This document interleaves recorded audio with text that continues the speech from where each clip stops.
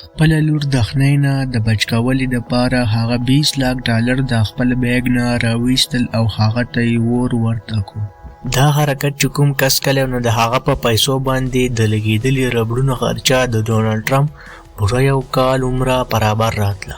همدا قسمه حرکتونه یې چې کول نو اخر دا کس څوک و؟ د دې نوم و پیبلو اسکوبار. خو آیا تاسو ته پته شته دی چې پیبلو اسکوبار په خپل وخت کې یو غټ مجرم و؟ دا په خپل وخت کې لکه ډرګ یا داسې نور مختلف جرایمو بادشاه پاتې شوی. پیبلو اسکوبار د ډرګ سمګلینګ نیټورک د حد نه زیات مالداره کړی. پیبلو اسکوبار چې کومه پیسه ګټلې وه نو هغه غیر قانوني طریقو باندې مبني وه. خو په 1992 کې پیبلو اسکوبار د 30 بیلیون ډالر مالک جوړ شو.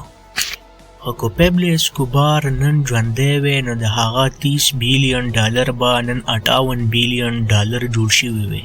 پیبلو اسکوبار ډرګ سمګلینګ دومره زیات پاورفول و خو 90% امریکې ته به صرف د پیبلو اسکوبار د نیټورک سپلای کېدله.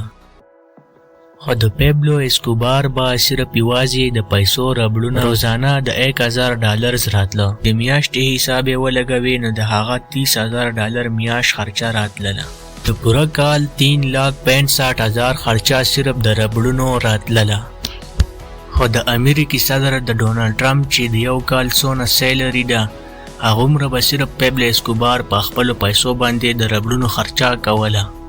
ظاهره خبره ده چې دومره زیاتې پیسې به پیبلو اسکوبار په بانک کې نشي اټکولی. دې د وجې هغه په خپل آیلینډ کې د غټو ګودامونو استعمال کړی و. هغه خپلې پیسې په ډېر زیاتو غټو ګودامونو کې اټکلې وې. پیبلو اسکوبار به خپله پیسه په دغه ګودامونو کې پټوله.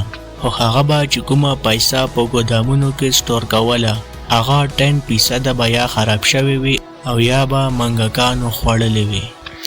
خو خلک دا وایي چې پیبلو اسکوبار به روزانه دغه پیسې شمارلی نه شوې. دې د وجې به هغه دغه پیسې وزن کولې. پیبلو اسکوبار ډېر زیات غټ مجرم و. پیبلو اسکوبار یو ورځ د پولیسو نه د بچاو دپاره د خپل خاندان سره یو غر ته لاړی. نو هلته خني ډېره زیاته وه. دې د وجې د هغه لور ډېره زیاته خني کېدله. پیبلو اسکوبار سره بله چاره نه وه. نو هغه د خپل بیګ نه 20 لک ډالرز پیسې راویستلې او هغه ته یې ورته کړو. جی ها پیبلو اسکوبار 20 لک ډالر ته ورته کړو. او په 1993 کې د پیبلو د پولیس سره په مقابله کې د ژوند اختتام ډېر زیات خوفناک وشو. خو د پیبلو اسکوبار مرګ د ټولې نړۍ دپاره یو مثال جوړ شو. ظاهره خبره ده چې د انسان سره څومره هم پیسې وي یو ورځ نه یو ورځ به دغه پیسې ټولې په دنیا کې پاتې کوي.